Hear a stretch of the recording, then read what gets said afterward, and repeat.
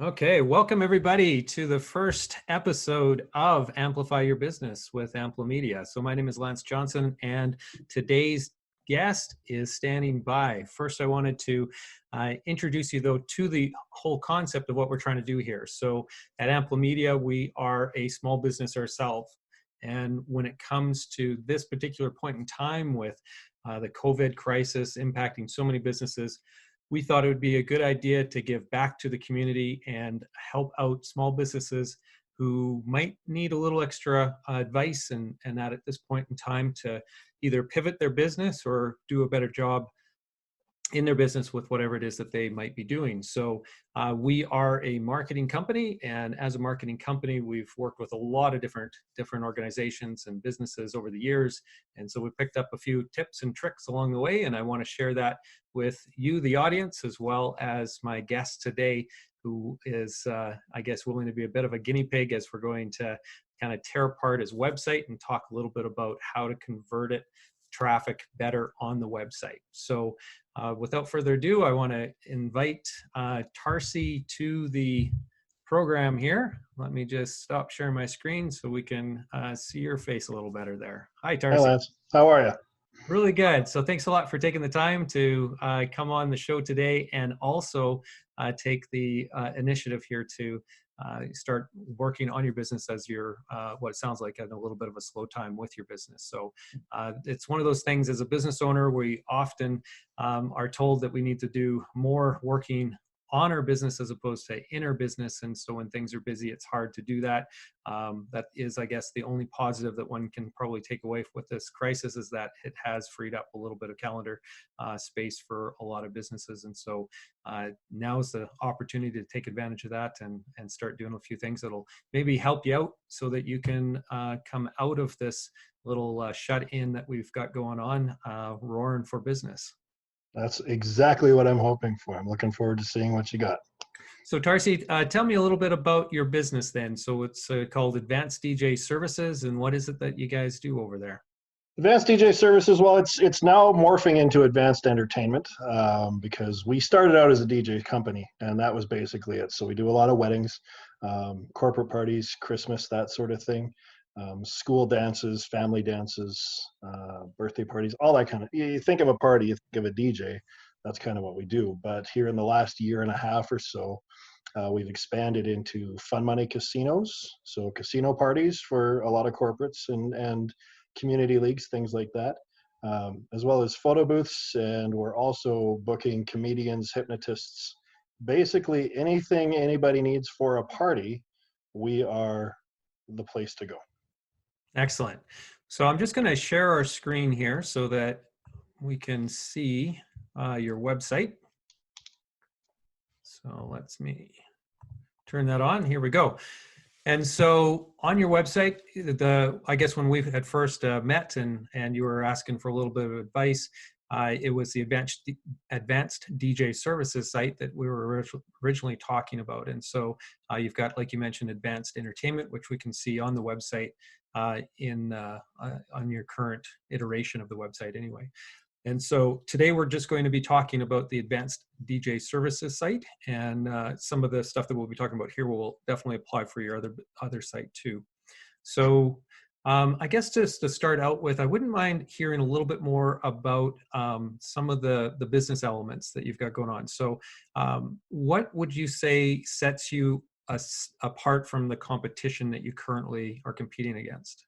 Well, I mean, when it comes down to the actual providing of service, I mean, I've talked to a lot of people about this. A DJ is essentially a DJ. What it comes down to and how we set ourselves apart, how we're advanced, so to speak, is that we really take our years and years of experience and walk alongside, particularly with weddings, our brides and grooms, and help them through, because 95% of them, this is the very first time they're planning such an in-depth event. They're a little bit out of their element a lot of the time. And so we're happy to sit there and kind of help them along.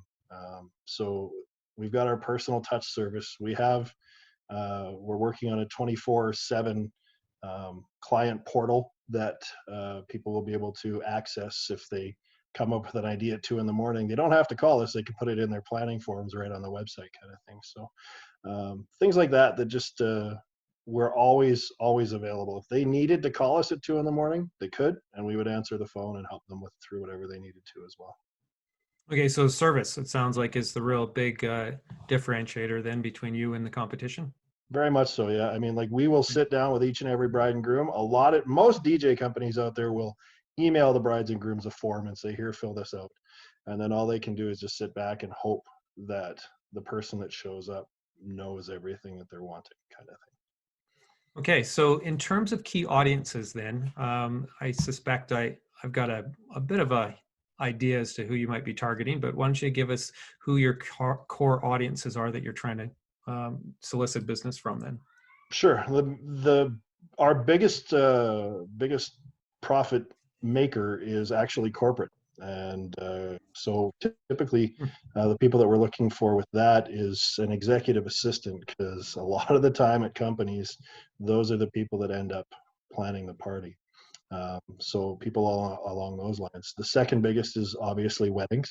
So brides and grooms. So they're typically between 20 and 30 years old, and brand new at this, like I said. So, and most of the time, it's the brides that are reaching out, because they're the ones that get tasked with all the planning.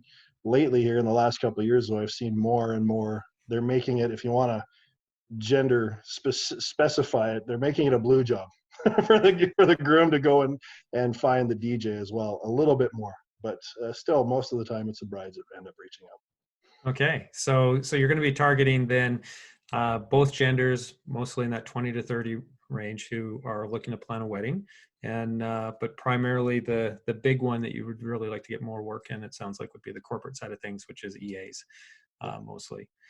Okay, so and what do they need to know? Like, if we were to just take a look at the corporate side of things first, in order for them to make a decision, what kind of information do they need when they're selecting a DJ system or servicing? Well, typically it comes down to, is this guy going to be, because they have so many bad experiences out there that people pull from, or there's a lot of opportunity to find a bad experience out there. So what they need to know is, A, with us, they're not going to have that bad experience. We're going to ensure that their people have the party that they're looking for. And we may as well it's Christmas parties 90% of the time. So Okay. they want to make sure that Christmas party event is fantastic. So they need to know that, A, we are not going to come out and ruin the Christmas party. A lot of times, especially with those, they really want people to be able to request songs and then have those requests played. So they need to know that. And then the next question is always, how much does it cost? Okay. And is that any different than your wedding audience? So is the wedding audience asking different types of questions? Is there more concerns that they might have? They're typically, they just want to make sure that we can service a wide range of ages and music tastes. So that's kind of what that comes down to. And then again, yeah, I think the big thing for them as well is, are they going to ruin my wedding? Because every news story you see, it's never a good one about, it's always about somebody that's wrecked a wedding or ran off with the money or whatever the case may be. So that's another thing that they always ask, particularly with weddings, is like contracts and backup and that sort of thing. They need to know that as well, all the boring business stuff.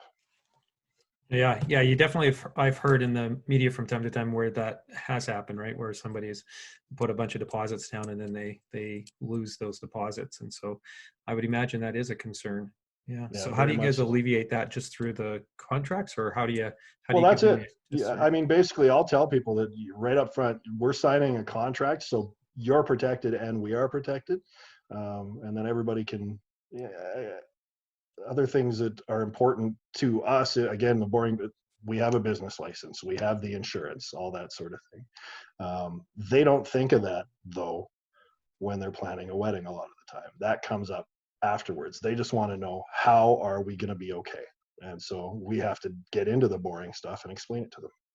Okay.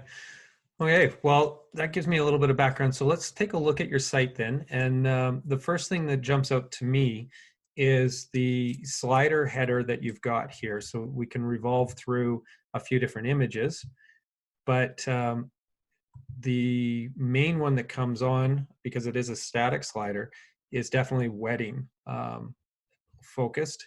And then when I look at some of the graphics down here below, they seem to be in the background here, more of that wedding focus as well. So if your core audience that you really want to do more of is the corporate, I would definitely recommend that you change the way the visuals are represented so that you've got more corporate representation, so that the audience, when they land on your website, they feel like they've landed at the right place. And so that's always really important.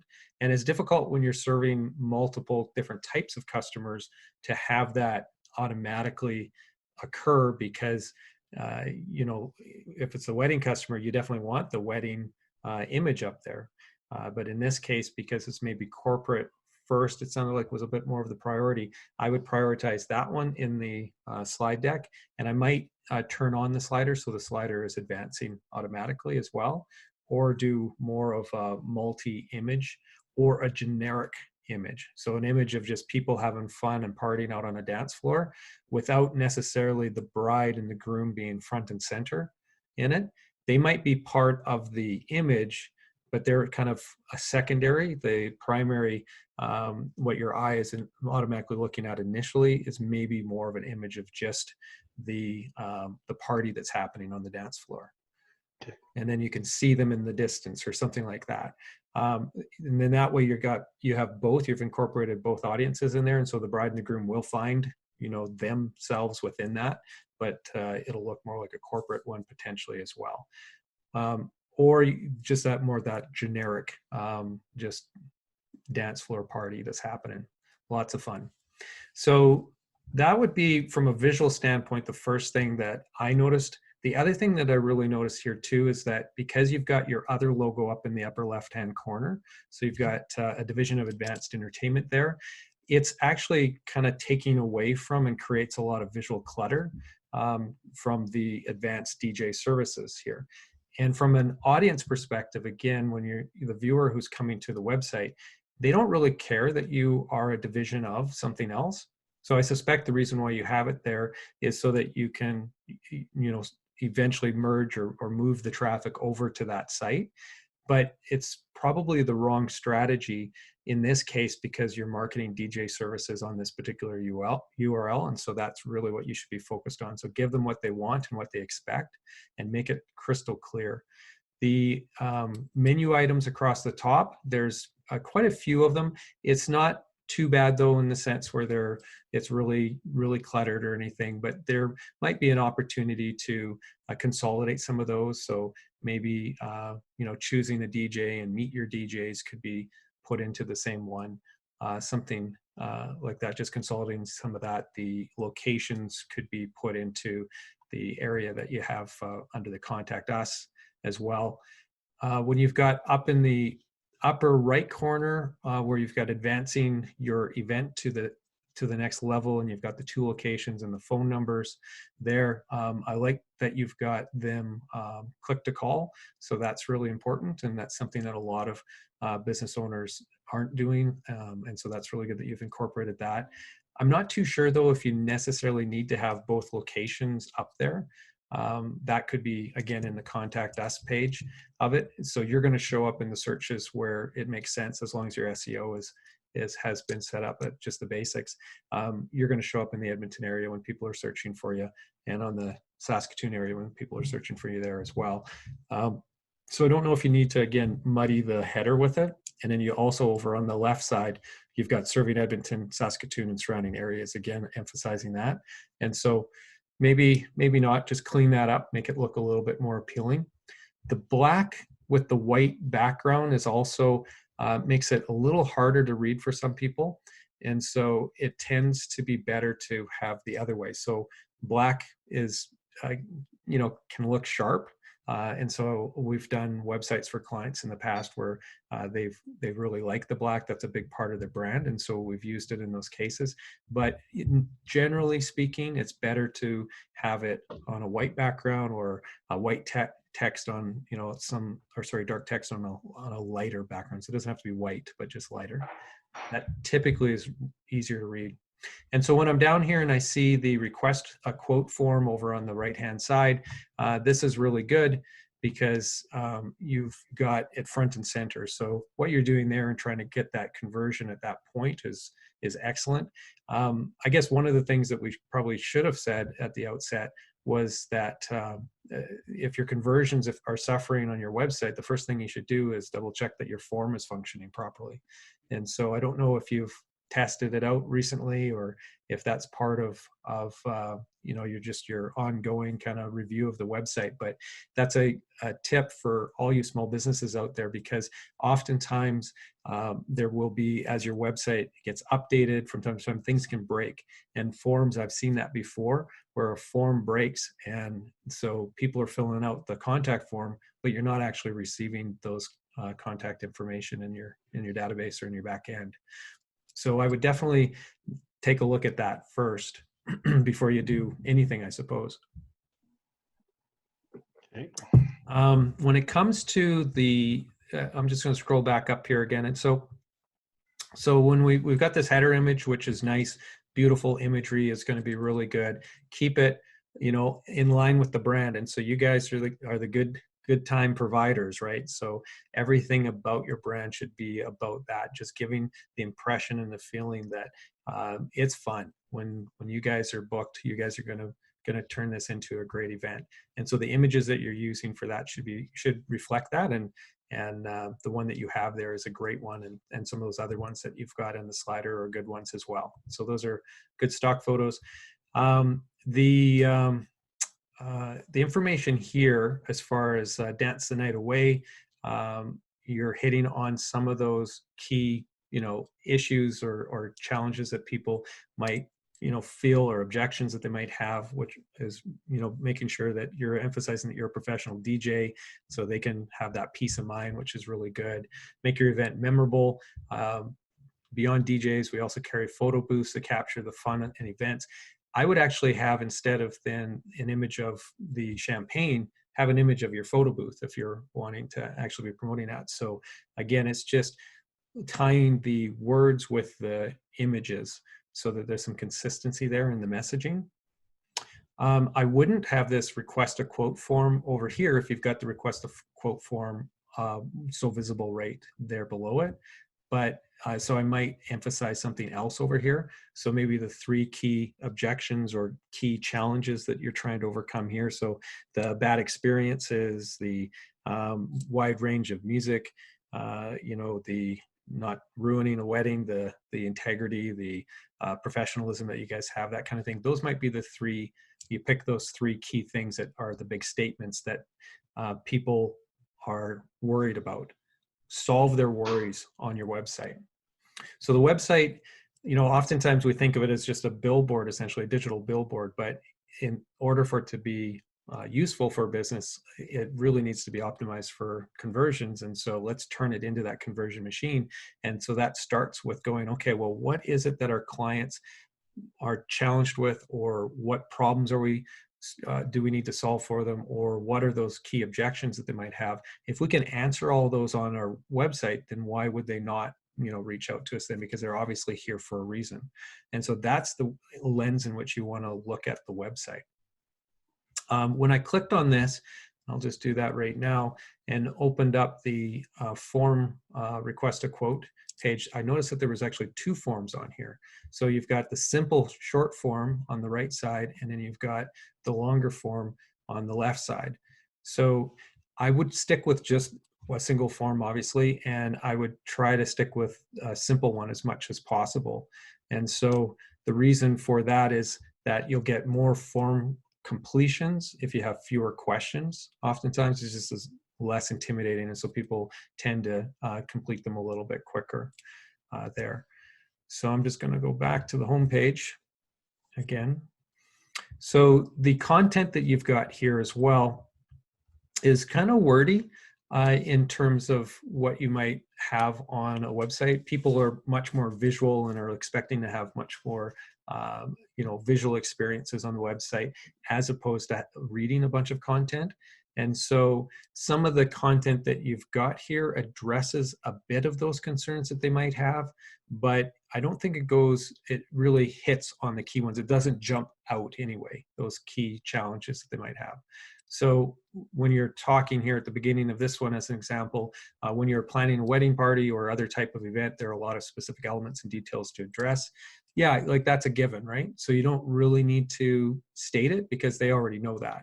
And you're not trying to convince them that there's a lot of things. They know they're here to look for a DJ, and so just get right to it. You guys are in the business of creating a great DJ or a great party experience, and so just jump into, this is what we do. And this is why it's important to understand this, and this, or this is what we do to solve problem X, problem Y, problem Z, right? Sure. So being really focused on the messaging is going to around that, helping them move down that sales funnel, basically step down that sales funnel. You have to answer all their questions or their concerns, and do that on the website as much as you can, and you're going to get more calls back to you. Any questions so far? No, I'm writing as we go. So I'm going to have all kinds of notes to take there. That's awesome, Lance. Thank you. Yeah, no worries at all. So I was also thinking about the testimonials. So you've got your testimonials tab over here. And when I go to the testimonials tab, I see a variety of really great testimonials, all 5 stars, which is great. We've got some information about the people, which makes it seem like they're legit, they weren't made up, which is really important. So you've got the ratings, the stars, plus the comments. So it all looks really, really good. What I would do is I would actually incorporate some of those into the homepage, into your main page here. And so the reason why you want to use the testimonials, and I mean, this is why you've got them on the website to begin with, and so few businesses actually do that, but you've done a good job of incorporating them. The reason why you do that is because if you can get a testimonial that explains, why somebody chose you, that often will speak to, again, one of those potential objections that the person who's reading it might have, right? So it might be about the professionalism. And so the testimonial that speaks to how professional you guys are, how the DJ showed up and he looked presentable. He was wearing attire that fit the theme or the mood of the evening. And then with regard to the variety of music. So again, you have another testimonial that talks about, we just couldn't believe how the range of music that these guys brought with them. We had quite a variety of guests, and everybody was up on the dance floor because they were able to play stuff that appealed to every age group and in the whole place. And so those kind of testimonials that speak to a very specific challenge or objection, those ones are the ones that you really want to emphasize on your homepage. So having that big long list of all the other ones, that's really great, but then pick out the ones that really reinforce the things that need to be reinforced on your website. And don't be shy.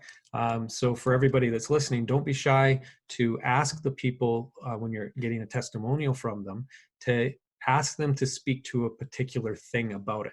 So don't get them, we don't want making anything up. It has to be authentic and real. But if you're having a conversation with them and you're like, yeah, what did you enjoy about what we were able to provide for you? And the comment that comes back is, we just, again, couldn't believe the variety of the music. Well, then help them craft that in such a way that it can be really well purposed for what you need it to be as well. So the testimonial, you can, say, well, would you mind just emphasizing that part, or would you mind speaking to that a little bit more clearly, or more in depth, or whatever the case might be, and you'll be able to get a little bit more that's targeted towards that specific thing that you're looking for. So don't just say, hey, can you give me a testimonial? Find out what they like, and then say, hey, can you give me a testimonial about this then? And then if they come back and it's a little not quite right, don't feel that uncomfortable saying, give them a call back, or if you're talking to them right there, saying, so what I'm hearing is, you're saying that this is what you liked about it. So do you mind if I just like reworded that just slightly, or if we worked on that just a little bit to make, to emphasize that a little more clearly? That's totally fine, right? As long as they're saying, yeah, no, that still captures the essence of what I was looking for. So written testimonials are good. Oh, sorry, go ahead, Tarcy. I was going to ask if video might be a good thing to do with that. Yeah, a good transition. It's we didn't plan this, so I'm happy to see that you've transitioned right into what I was going to talk about next, which is written ones are good, video ones are fabulous, right? They're way better. And so for your wedding ones, to get the wedding videographer that's there to slip them $100 and say, would you mind interviewing a couple people here, about the good time that they're having, and shoot me the footage after the event. I'm sure you'd be able to get them to do that for you. Or if you can't, if there isn't a videographer on site, then just use your smartphone. Most of the cameras nowadays are pretty darn good, and so you can just turn the camera on them and have them answering a few questions that you're asking them, or have somebody hold the camera and you'd be standing right beside them and having a conversation with them as well. Either way works fine. The key to it is make sure your lighting and make sure your audio is good. Because if your audio isn't good, it's really difficult for people to listen through those. So the audio is probably almost more important than the visual sometimes. But in those noisy events in which you're at, it might be advisable to go into a quieter room for that quick little interview. Or if you're using your phone, just get an external mic that you can just plug into it. It can be like a little lapel mic or whatever that you can put up closer to them so that you can capture good audio. That's important. And so the video, again, is just the absolute best, because video is much more engaging. And on top of it, it looks like it's much more real and authentic. So, you could basically type it up and pretend to be those people from Silver Lake that we saw on the other screen. But when it's on camera, it's much more likely that it's going to be real. And it's just richer. It's a richer, you're going to get their emotion in it as well. And that emotion is what's really going to sell your services, because they're just happy, like they're just having a great time. They might be, drunk or whatever. And so they're just extra happy. Who knows? So I would be putting those testimonials pretty front and center.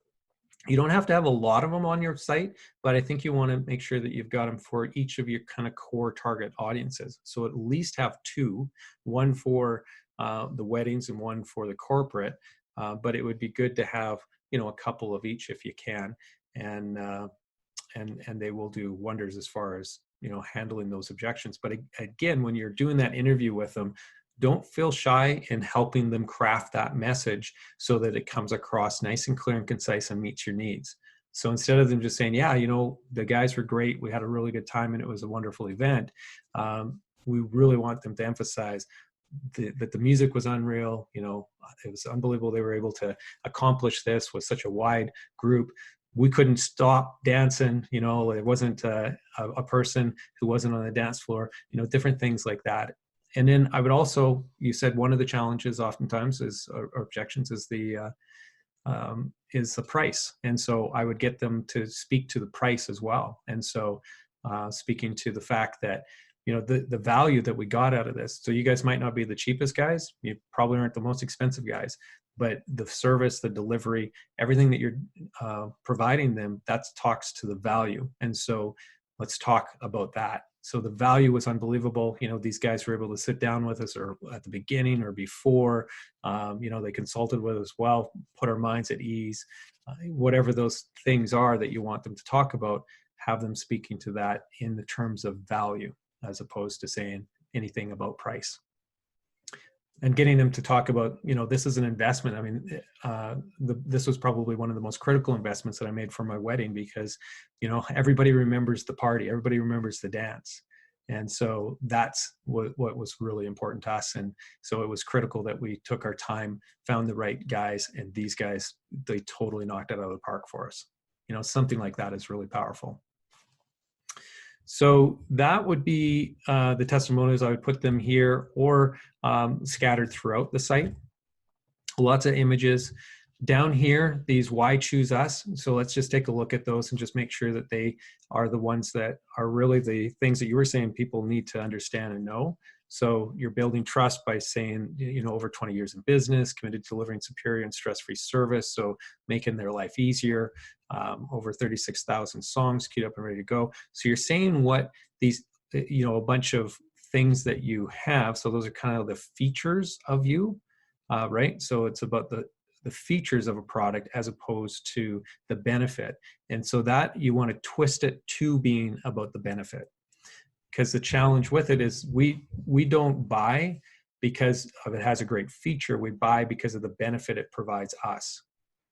And so instead of saying over 36,000 songs queued up and ready to go, the key here is we've got music that everybody's going to love. If you've got a wide, diverse audience, we'll have music that'll get them up and dancing.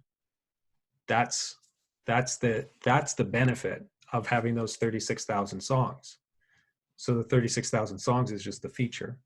Yep. The feature doesn't sell, the benefit does. And so rewording it in that manner is going to be a good idea as well. Okay, so that's, overall, the key things I think that I wanted to share. Let me just, the other thing too to think about is, now your business is a little bit less complex than some other businesses might be in terms of getting people to purchase or reach out and book a call. But sometimes people want to take baby steps to that. They don't want to reach out right away.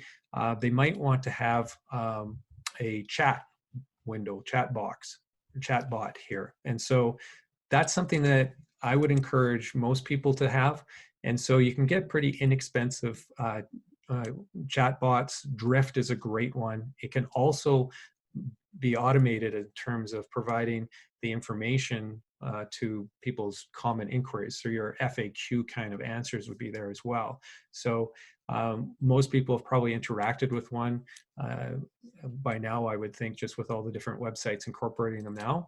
But basically what it is you can talk to somebody, but the initial person you're talking to is actually a bot. It's just programmed so that it'll give a bunch of questions and answers to those potential questions that they might have.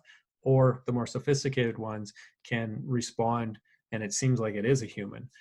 Those are going to be more expensive, obviously, than the ones that you're just entering in kind of the canned responses.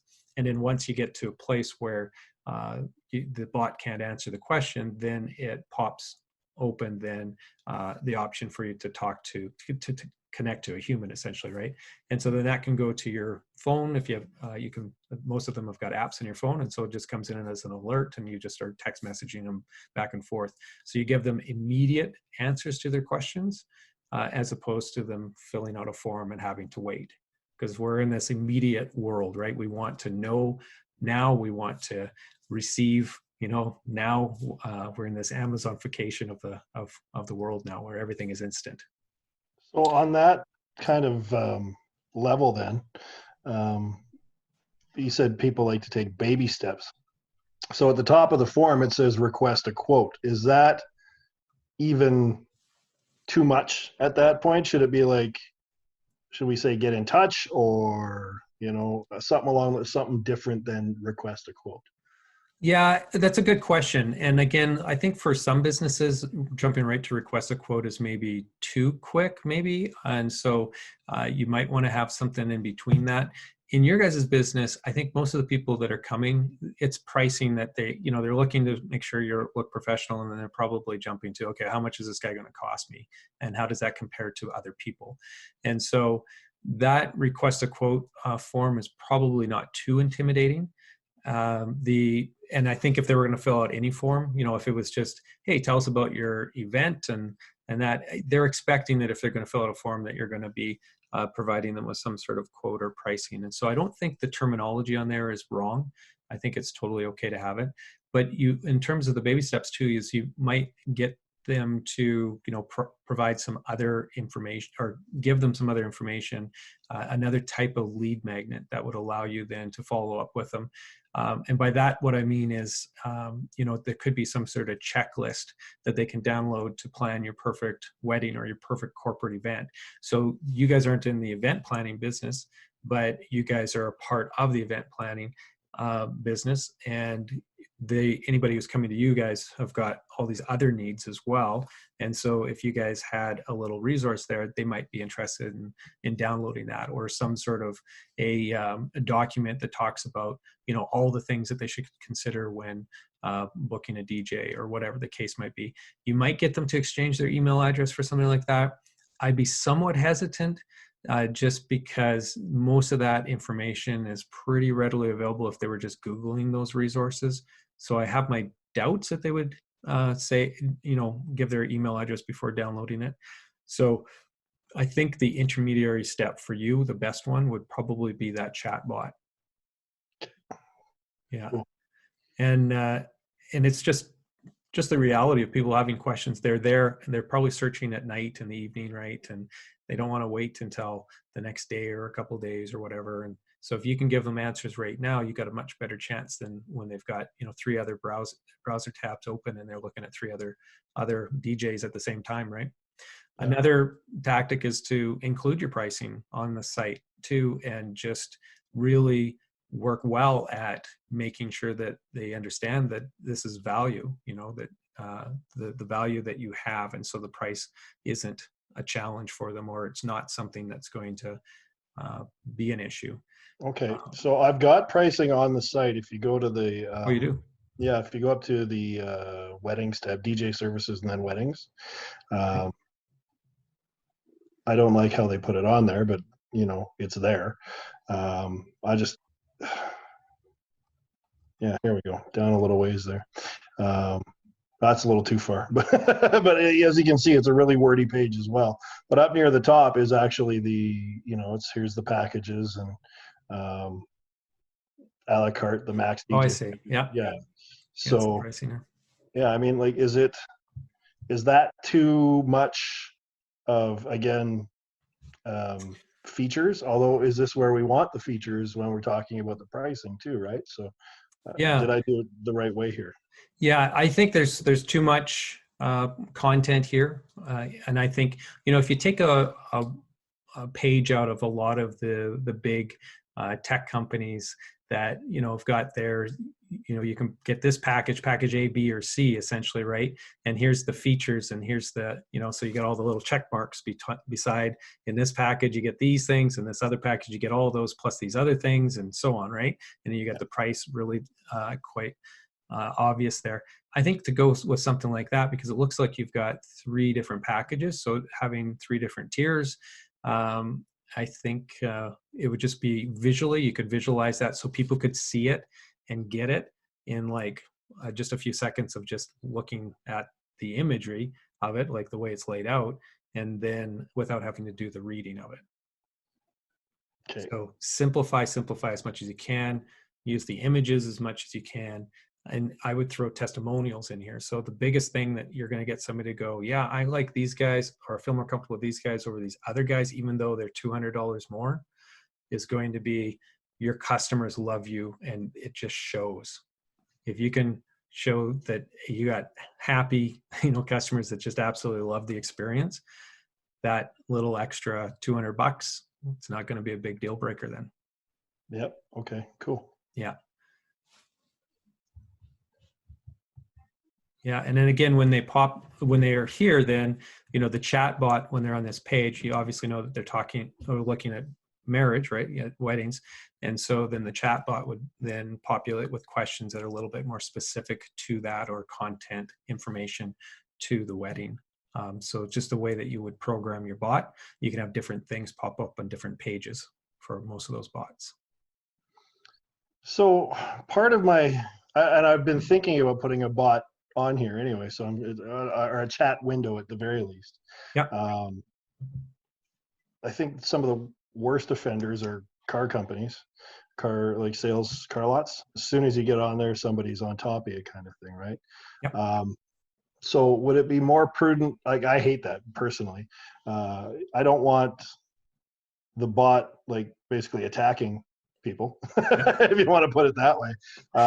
Is there a way to, like, would it just be better to just to have the option there and they can click it and initiate something? Is that probably a better way to go? Or Yeah, so most of these little chat applications, they'll have a little icon down in the bottom right corner oftentimes, and so you can initiate by going over and clicking on it, and it'll pop open. Or they will also have the a timed pop up, so it kind of expands out after such and such amount of time on page. And so I typically am like you. I lean to having it a timed one, but timed a little bit later. So you don't want to be interrupting them too much. You don't want them to be too forward. But the reality of it is that you do want to capture their attention before they leave as well. And so if they don't notice it, which is a possibility, then there's a chance that you might have lost that person before they've left, right? Or by the time they've left. So I would have it pop up after probably about 10 to 15 seconds. On a page like this with all this wording, you might have it pop up actually a little later because it's going to take them longer to read through it. But on a shorter one, you'd want to have it pop up a little bit sooner probably. If you've got video on here where there's a testimonial video or something like that, then you would want to have it pop up potentially a little bit later because they've got more content that they're going to likely engage with. So I would play around with it. It isn't something that you necessarily have to set and leave it that way. Set it at different intervals, trial it out and just see, based off this traffic that I'm getting this many chat engagements when I have it pop up at 15 seconds, but I got double when it pops up at 5 seconds, right? So analytics is your friend. Speaking of which, do you have Google Analytics on your site at yeah, all? it was on here. It wasn't working for the longest time. We just got it fixed here within the last few weeks. So in terms of data, we don't have a whole lot, but it's coming now. Yeah, yeah, and so that's really important to make sure that you've got some analytics that you can review and take a look at. And it can be quite intimidating when you're looking through the analytics. Like Google Analytics is not the most user friendly, for sure, to get in there and take a look around. And so you might need a little bit of help with that. But in general, if you did enough poking around, and again, there's lots of free tutorials online. If you just Googled, how to interpret my Google Analytics, you'll find lots of tips on that. But the key to it is, in order to improve, you gotta understand what's going on, how people are interacting with your website, and so that will tell you how long they're staying on the site.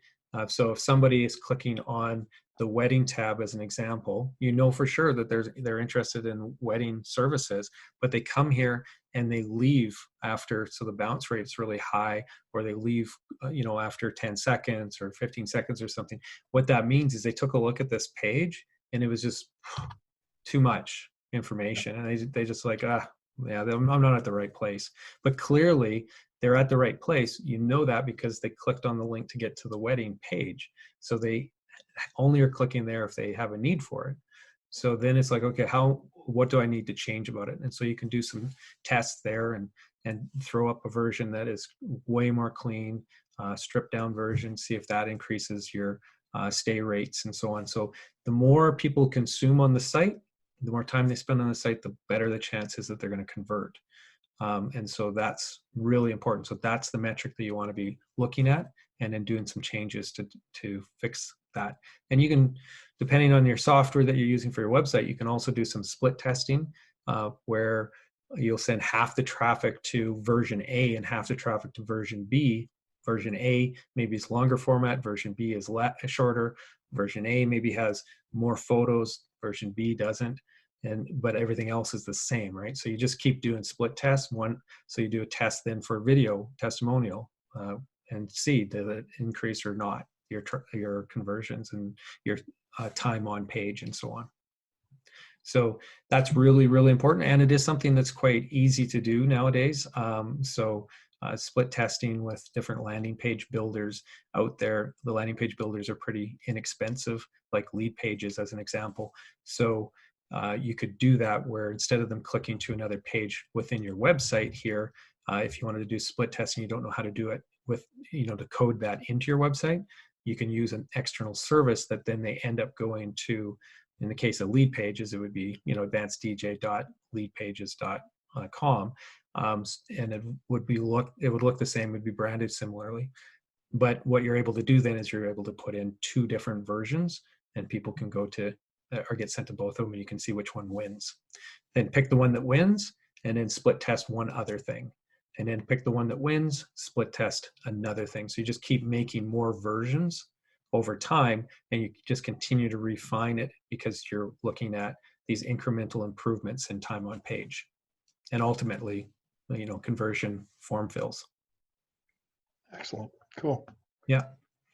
Yeah, so that's the basics that I think if you made some of those changes, I think you're going to see some immediate results, improvements in the results. I mean, obviously at this point, there probably isn't too many events that are going to be happening over the next month or two because of the timing of this COVID issue, but there's definitely going to be people who are still looking for wedding DJs services for fall weddings and so on. So I would think that you still have an opportunity to convert some of that traffic that's coming there. That's perfect. And I'm going to probably get on this stuff all next week. So that's awesome. Thanks, Lance. Yeah, no worries at all. And if you have any more questions, definitely don't hesitate to give me a shout. And the same goes to everybody else out there. I'm just going to pop over to this other page here. So you've got the contact information. And let me just, what we're going to be doing is having, excuse me, every episode that we do, we're going to have them listed over on Amplify Your Business page, which is at amplimedia.com/amplify. And that will have all the archived episodes and information about upcoming episodes as well. And so today's episode was about maximizing the conversions on your website, and some future ones will be about what to do with the traffic once they leave the site and how to convert them in remarketing campaigns and what you should be doing from an email drip campaign and ads and so on. So we're going to basically tear apart all different marketing strategies and really get into, all of the things that small businesses can be doing to improve their overall results. So again, thanks so much, Jared or Tarcy. I mean, really appreciate you taking the time and letting us basically have you as the first episode guinea pig and sharing and exposing, some of the things that you maybe aren't doing so well right now that you could improve upon and that. So I'm glad that you took the opportunity to let us do that. Well, no, I appreciate that you're doing this for people as well. So I'm happy to be a guinea pig, so to speak. And if you need me back, just let me know. Yeah, hopefully we can have you back in a future episode where we go through and you can talk about the improvements that were made and hopefully the improvements that were gained in conversions as well. That'd be very, very cool. Okay, well, take care, everybody, and we'll see you on the next episode.